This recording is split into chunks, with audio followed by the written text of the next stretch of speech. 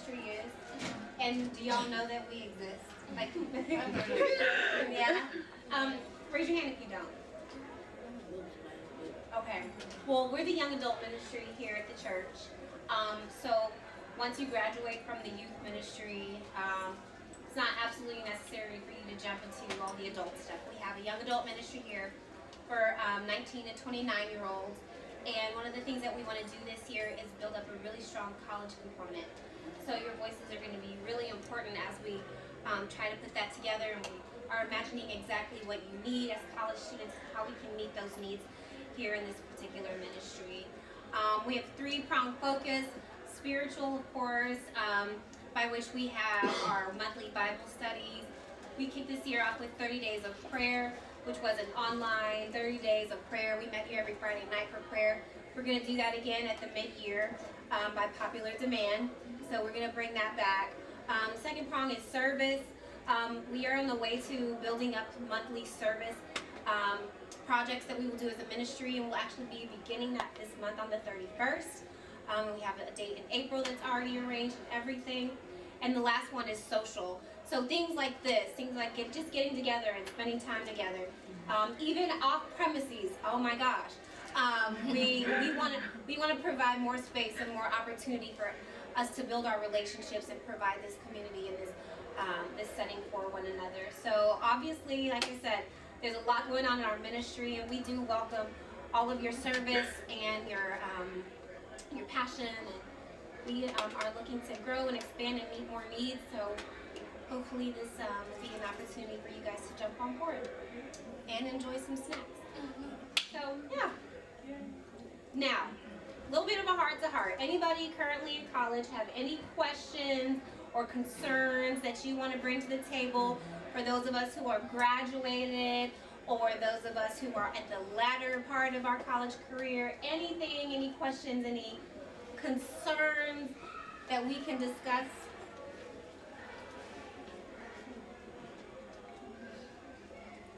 Okay, great. I do. Okay. Okay, go ahead. Time management. Ooh.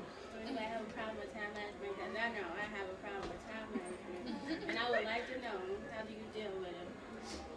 You college grade college student. Well, for me, time management is very important because I have a job and I have classes every day of the week. And so it's very important for me to stay organized, and I have calendars to let me know what classes I have and know what my schedule is for work. And I make time, I mean, it's really good to, sit down and look at what you have to do for that week. So for the weekend, just get all your stuff ready for that week and make sure everything's organized so you can have a successful week. So that's what I do. That's good. I live by my agenda book. That agenda book is like my best friend. I keep it in my purse, and I make sure I get a small enough one where I can take it with me wherever I go. So anytime I have something come up, I write it down. Because even though I put stuff in my phone, I don't check it. So I'll blow right past it. But yeah, writing it down on a piece of paper is just like phenomenal. I appreciate that. I have a question. How do you pick which sorority or fraternity you're going to pledge? That's so hard. I know. It really is. Wait, hold on. We have a new person in the room. What if they don't want to pledge? What if they do? I guess I have an answer, maybe. Okay, but no, seriously, what I did was I paid attention to what they did on campus. I wanted to make sure that it was not just for show, or that it was something that they did. I pledged in HBCU, so they were always doing something, and I made sure that I went to those events so I could know for sure, is this something that I want to be a part of? Let's do your research, look at history. So that's my suggestion. That's good. Go ahead. I was just gonna say, also, you should just ask those individuals who are already in it. Like Trinity, we have representations of everybody here. Like you can just ask around and see what you like or what they enjoyed from it or something like that, or how their experience was. That's good. In college, do you all feel like you need a mentor? Or Yeah. Yes. What kind of mentorship is most important? Like career mentorship, spiritual mentorship? Oh, I need more than one. Well, actually, I can say I was blessed to have all that in one person, and I love my mentor. She's like the greatest person ever in the world, and I love her. She's like the best person ever in the world. And it was spiritual because we did go to church on Sundays together, and it was career because she did. I can call her now, and she'll help me with some, postgraduate school options that I do have. She also when she would go out of town, she would have me house sit for her. It's the greatest thing because inside of her house there was like a wash machine and a dryer. And there was like no coin slot there. And as long as you bring your own stuff, you can just wash and dry as much as you want. So that was like the greatest experience ever. So I mean, yeah, like there's some great people. And then you just have to reach out. I was actually fortunate to be a part of a program to where I got paid to be mentored. So yes, yes, at Indiana State University. More. Day one.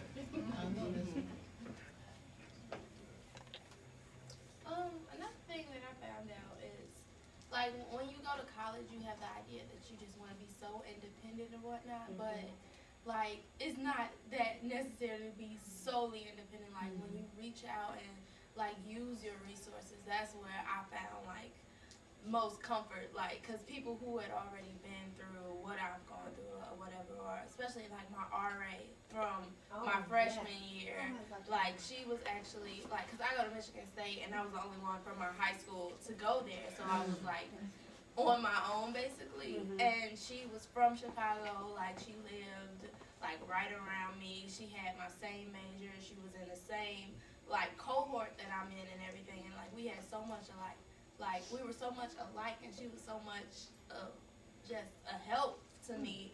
And, like, even though she's not my RA anymore and she graduated, I still call her. Like, we still visit. She was, like, just, I don't know, great. She was really a blessing for me. Awesome. So, yeah. Oh, That's awesome. Organizations on campus outside of fraternities and sororities. We love y'all, but I think for me, I did a multitude of different organizations in undergrad. So because I went to a non-predominantly black school, I had to diversify myself. And I found that to be very critical with helping to find jobs and internships. So for me, I was in student government. I was president pro temp. So I was third in line to the president. So what I did was, with me being in student government and being a political science major, that was how I got my internship, and I got to work for the State House. So all the people that they picked to work at the State House were people that were in student government. So branching out into different organizations definitely is important. But I was also a part of a book club, which Ashley was president of, Sister Circle Book Club. So we had our own book club, and it was a good time where I got to hang out with, my own people and have a good time. But I also had to go on the other side and do SGA, where I was the only black face on the panel. But it was good to do that because I got a great experience out of it. So I think diversifying your experiences is very important because you never know what it's going to lead to. And just adding, and just adding on, we were part of a book club, but I was also a co-chartered member. So we started our own organization on campus. So please feel free to do that. And I know at ISU and probably at the other universities, you can probably get grant or like startup money to start your own organization, so that you can have other students who really feel the need to get together and under one common venture. So feel free, be very creative and things like that. Sorry.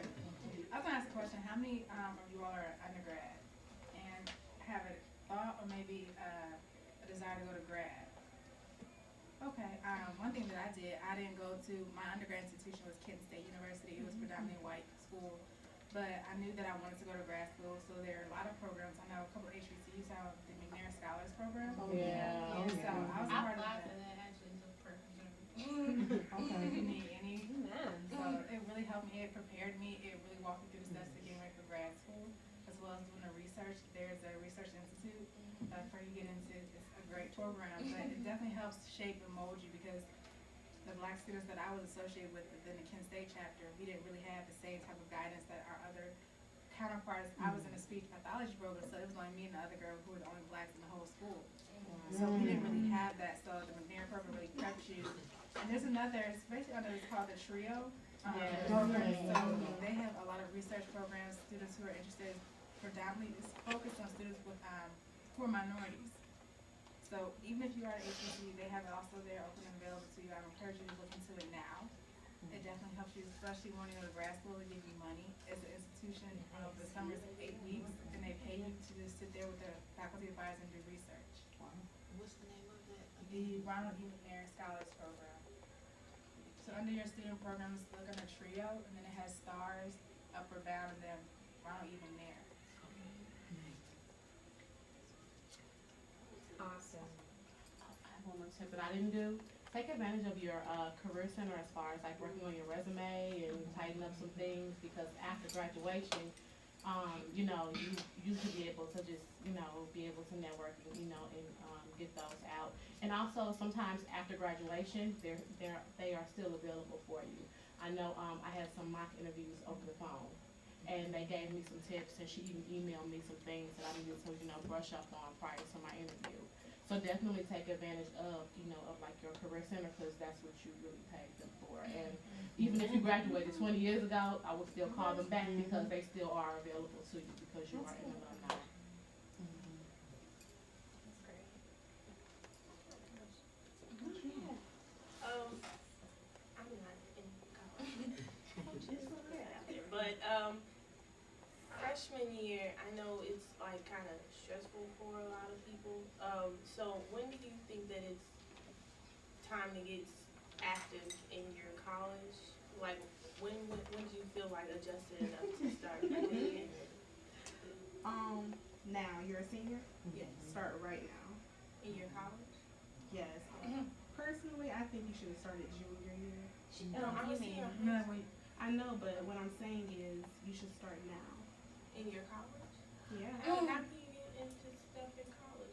You mean Go your by social prep, life? you know what campus you want. You mean your Go social life and what like organizations you're Yeah. in? Right, you know what campus you want to No, go to? I think you should start looking for that. No, I've applied to schools and everything, and I researched them and stuff, but I haven't like the acceptance. All of the acceptance stuff doesn't come back until later. Well, what Go do you want to visit do? too. Yeah, go visit. Go visit. Yeah, I visited and stuff. I've Go done on all a of go on the, a go on a actual campus day. Yeah. Like when kids, I know that's probably really hard to do, but spring break's coming up. So go to the campus one day during spring break and just see how people interact on campus. I mean, you know, you may see other people, and I know most of them have those open house days too. So you can go visit the campus with another group of high school students. But I would go visit, like whichever one's at the top of your list. The ones at the top of your list, just go visit.